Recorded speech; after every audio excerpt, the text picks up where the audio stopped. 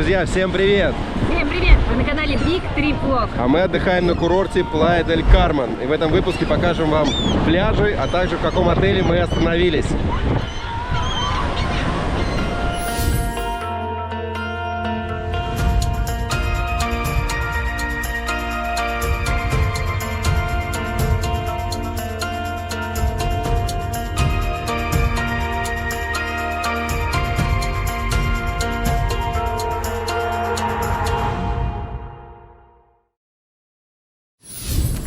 Мы приехали в наше новое жилье в городе Плая дель Кармен. Это белый дом, похож на жилой.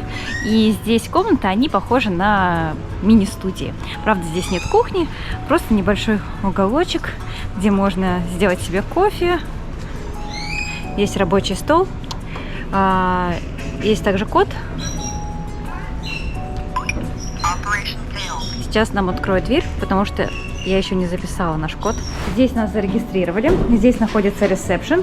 Работает с 2 часов дня до 10 часов вечера. А дальше нужно по запросу уже просить, чтобы вас зарегистрировали позднее. Выезд отсюда в 11 часов. Мы проведем здесь следующие 3 дня. Здесь находится бассейн, лежаки. На первом и втором этаже находятся комнаты. Наша комната располагается вот здесь. Здесь бассейн, можно искупаться. Если вдруг кто-то не хочет идти до моря. Мы, скорее, сегодня не пойдем на пляж, а искупаемся в бассейне. Здесь лежаки, стульчики. Здесь еще одна зона отдыха.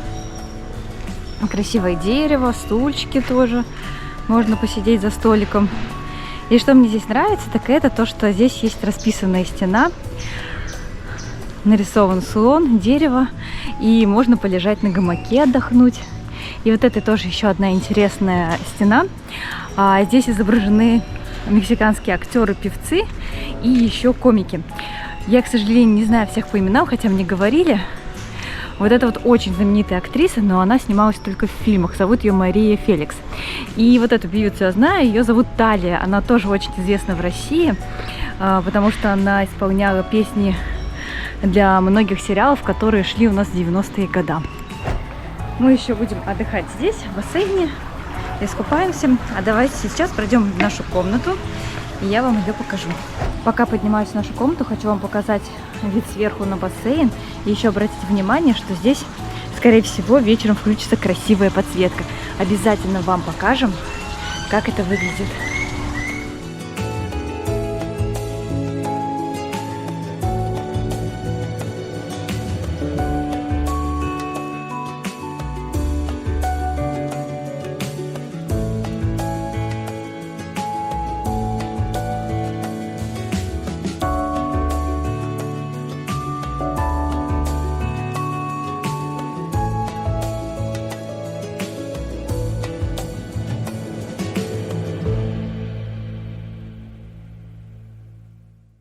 Пройдем в нашу комнату. Она большая, светлая, просторная.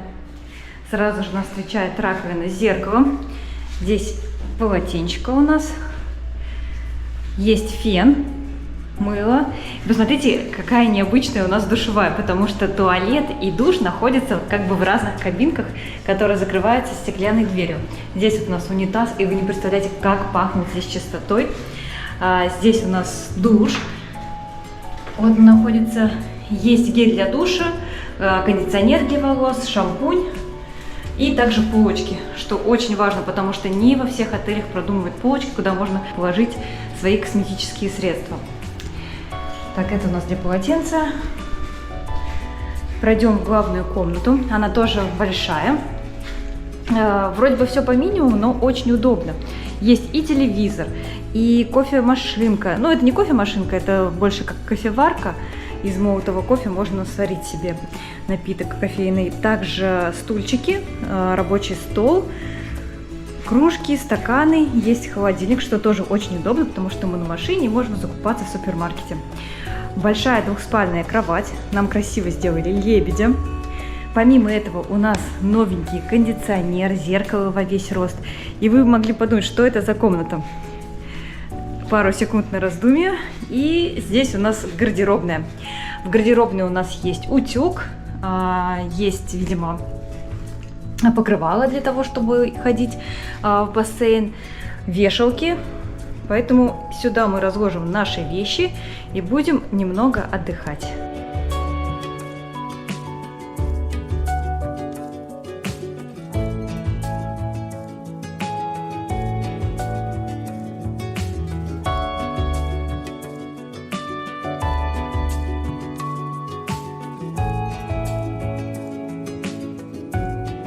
Совсем недалеко от нашего отеля находится пляж Эсмеральда, и, конечно же, мы решили сюда сходить, искупаться. Кстати, этот пляж отмечен голубым флагом, а это значит, что этот пляж входит в список самых красивых пляжей мира. Подтверждаю.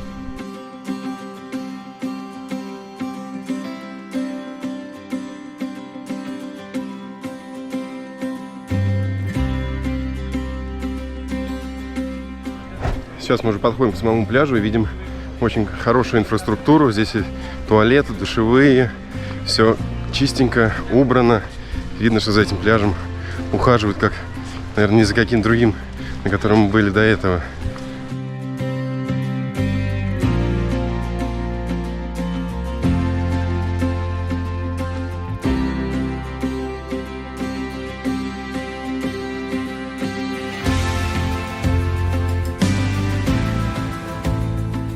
Огромное количество людей на пляже. Есть даже бесплатные зонтики с лежаками, но они, конечно же, занимаются, наверное, часов еще в 7-8 утра.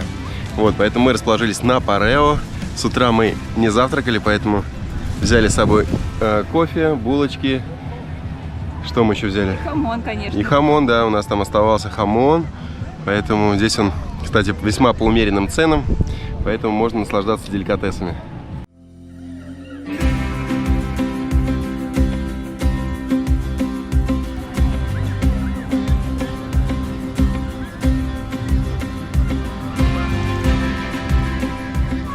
В целом прекрасное начало сегодняшнего дня. Погодка очень солнечная, ветра почти нет. Поэтому скоро идем купаться и покажем вам это местечко поближе.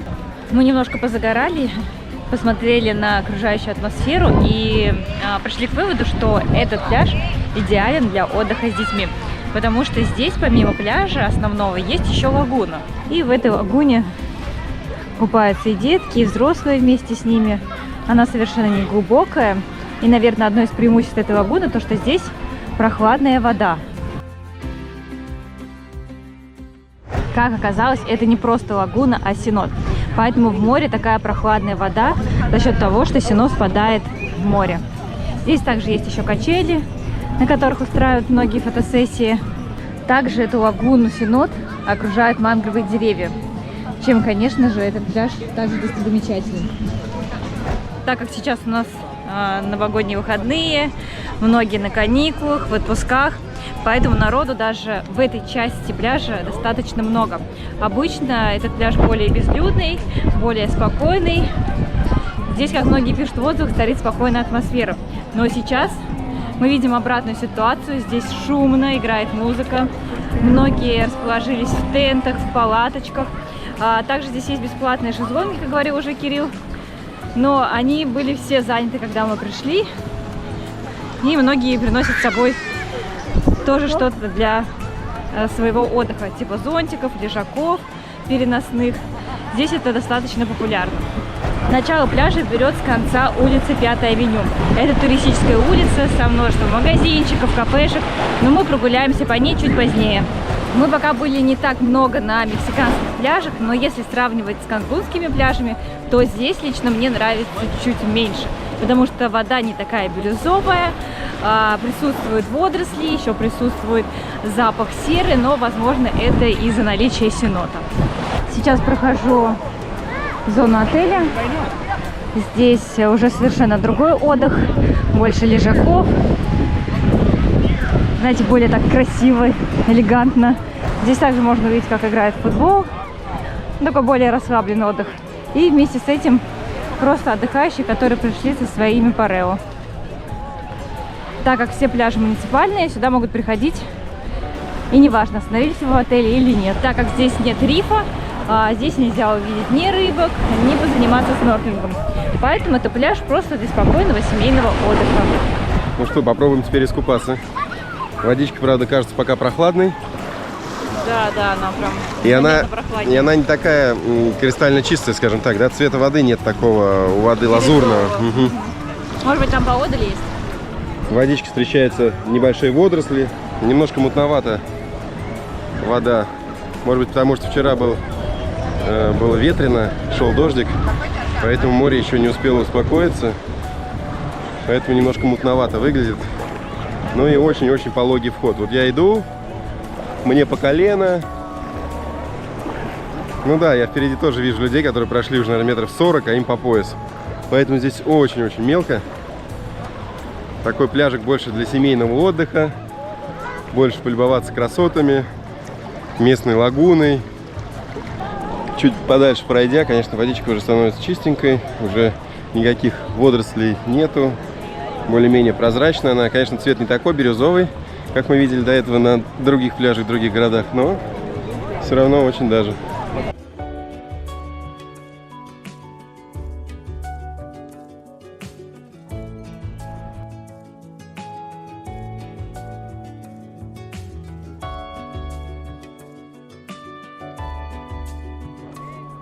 А пока Кирилл купается, я пройду в другую часть пляжа, посмотрю, как выглядит его более дикая часть.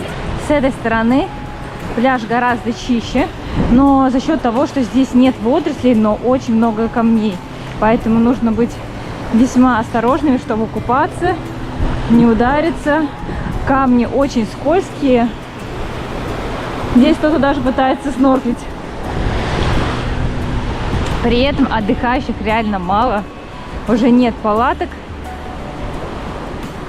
Также расстилают парео, отдыхают. Вот видите, снорклингом пытаются заниматься. Посмотрите, сколько здесь природы, сколько зелени. Более зеленая часть пляжа, менее людная и более дикая. Для купания, особенно с детьми, не очень подходит это местечко. И совершенно не похож на тот, где мы расположились сейчас. Также у местных можно приобрести местные эмпанадос. Еще интересная штука, которая называется киви. Они тоже либо с мясом, либо с креветками. Вернулась обратно и вижу Кирилла, выходящим из воды. Сейчас мы поинтересуемся, как он искупался. Так, ну что-то интересного увидел. Я увидел чистое и красивое море. Спустя метров 30, наверное, от берега. А я увидела его прямо у берега. Красивое и чистое, но там каменистое дно, да. Ага. Поэтому там нужно быть осторожным, можно удариться, скользкие эти камушки. Понятно. Ну, зато водичка прям сразу чистая. Ну, надо сказать, здесь на длинной береговой линии, да, этот пляж, он на несколько километров, насколько я понимаю, вот он идет и идет и идет и идет туда вдаль. Поэтому гулять здесь можно долго и искать интересные локации.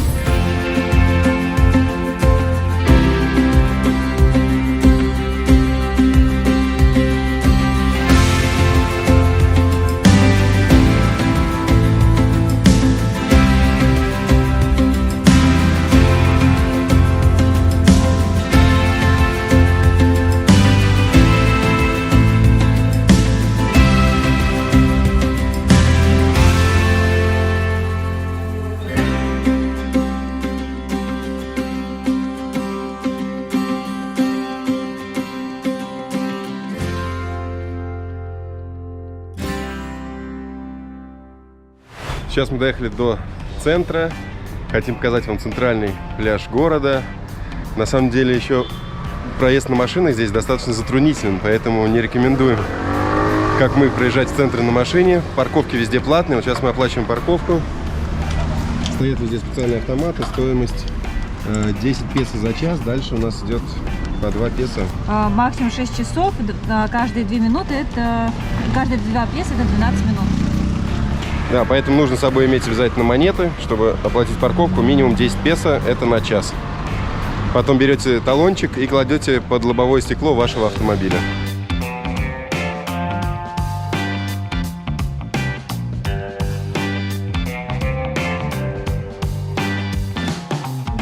Сейчас мы проходим, наверное, главный центральный парк города.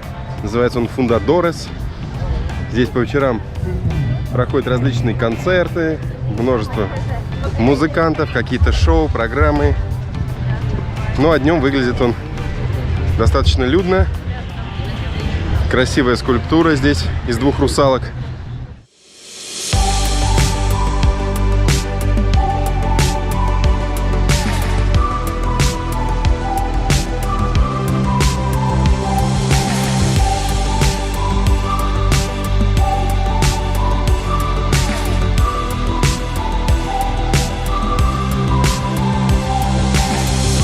Друзья, вот что значит много людей, предновогодние праздники.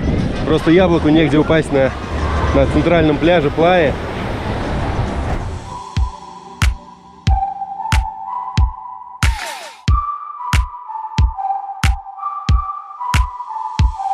Ну что, места лучше мы не нашли. Благо, свободный кусочек песочка здесь мы увидели, расположились.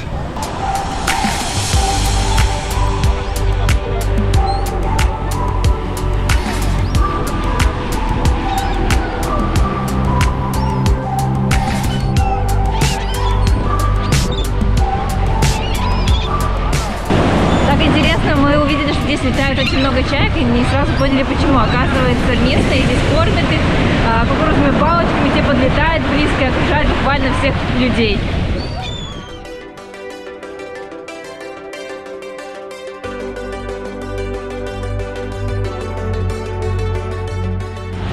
Теперь на фоне чаек идем купаться. На этом пляже мы уже видим волны. Это нам нравится больше. Водичка чистенькая. Опять же, не такая бирюзовая, как на других курортах, где мы были, но все равно очень чистая. И в воде уже людей не так много, как на суше. Вы посмотрите, просто вся береговая линия в людях. А в воде купаются немногочисленные туристы и местные жители. За счет того, что здесь есть волны, и здесь вход не такой пологий, как на прошлом пляже Эсмеральда, нам здесь нравится чуть больше даже. Хотя этот пляж общественный считается, самый такой центровой. Мне очень нравится, что здесь вообще никаких водорослей даже на берегу нет. То есть их даже не ощущают, потому что в этом море их нет. Это очень здорово. Вот. Но, конечно, не такие красочные, как в Канкуне пляжи, да, здесь. Да, но, да, тем не менее, искупаться приятно. Да, также нужно искупаться, потому что если вы много времени проводите под чайками, которые летают, и снимаете их, то можете получить неожиданный подарок от них. Ну, не уверен, что я его получил, но на всякий случай можно искупаться.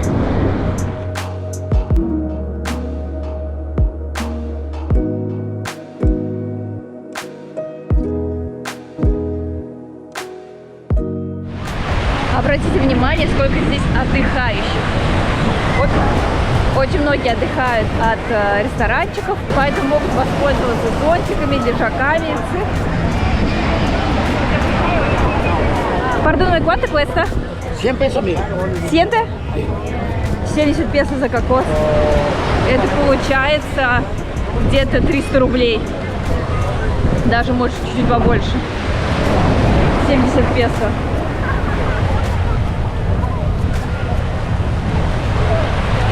Кто-то расположился в теньке, но везде отдыхающие. Сейчас вам покажу.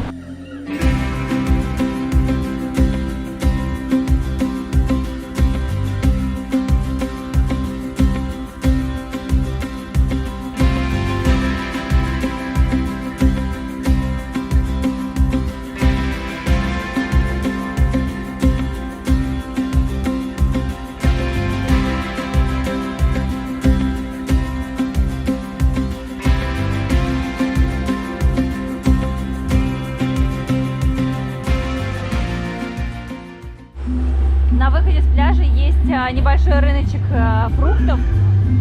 Здесь и кокосы, и нарезанные манго,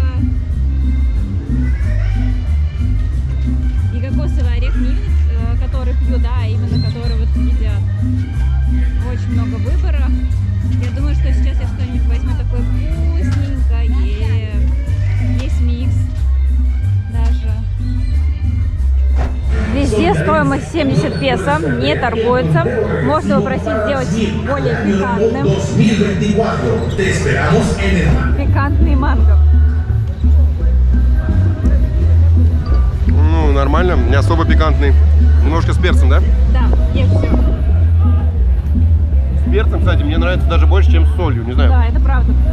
Побывали сегодня на 2 пляжах, но это еще не вся программа. Мы хотим прогуляться по главной улице, по главной туристической улице. Называется она 5-я авеню. Также находится в центре, но мы проедем немного на машине, опять припаркуемся и с вами уже прогуляемся. Припарковали рядом свой автомобиль, как всегда платная парковочка. И выходим уже на 5-ю авеню, главная туристическая улица. Единственное, что она оживает вечером уже, естественно, когда уже там после 5, после 6 часов, когда солнышко садится. Но и сейчас потихонечку оно уже тоже садится. Мы вам сейчас покажем светлые кадры этой огромной, шикарной, красивой улицы. Здесь множество магазинов с сувенирами. Прям не то, что даже магазинов, а такие целые гипермаркеты с сувенирами. Также множество кафешек. Вас, естественно, созывают зайти туда, посмотреть меню.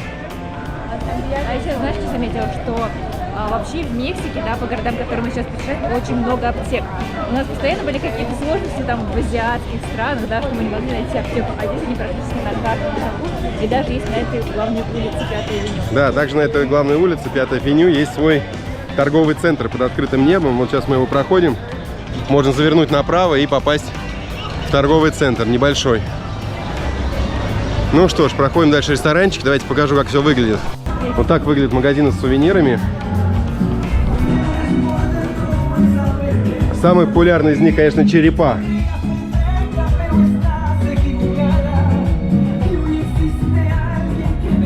Ну или как вам такой магнитный рай?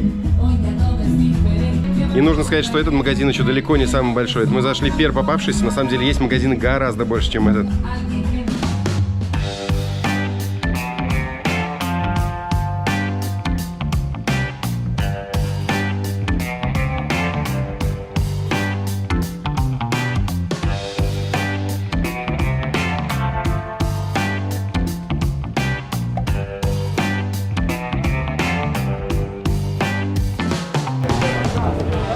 Сувенирные магазинчики так и привлекают к себе внимание, потому что, посмотрите, даже на входе встречают вас какие необычные фигуры.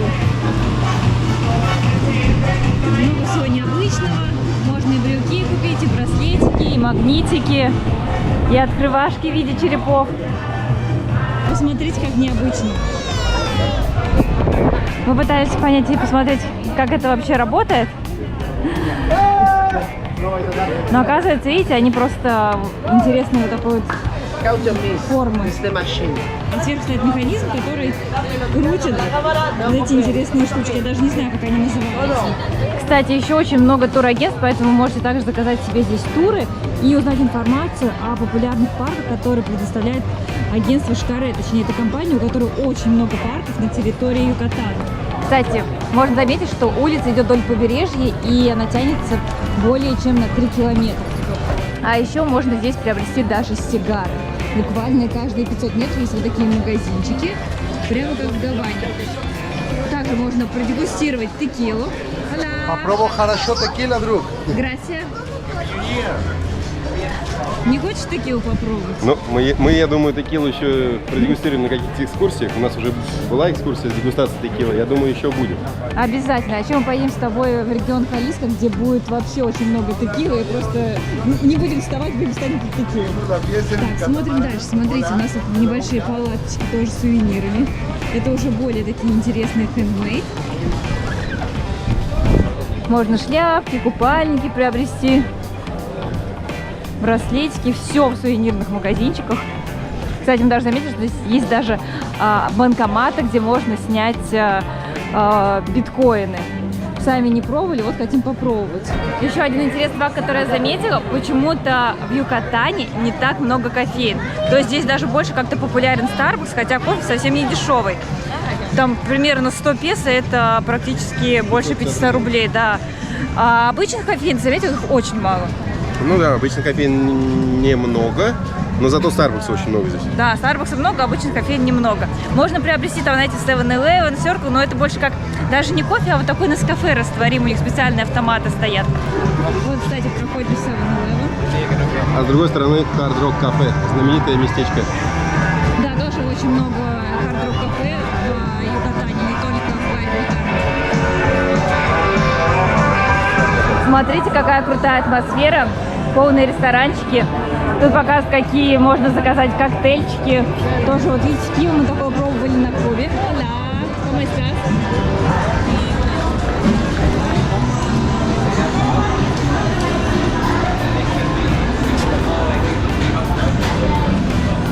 Огромное количество мороженого. Угадай, какое я закажу. Давай, Ну, либо с посмотри. кофе, Так, нет. либо с авокадо. А что еще есть? Я закажу себе с сыром и фруктами. Вон он. Видишь, кесу и фрукты с рогом.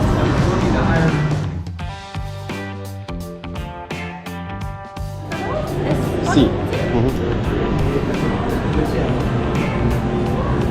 Мороженое для сеньориты. Ой, спасибо большое. Готова попробовать, не знаю, сколько стоит. Сейчас скажут 500 Пока еще не заплатили, да. Какое вкусное.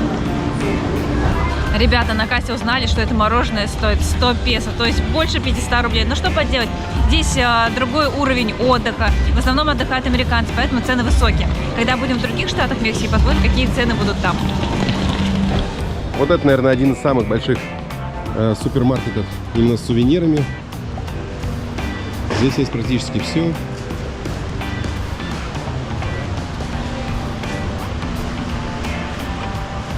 В конце даже есть алкоголь, правда он стоит в 3 раза дороже, чем в магазине, мы уже сравниваем. Но зато если у вас нет времени и есть денежки, вы можете без проблем найти любой сувенир в этом магазине.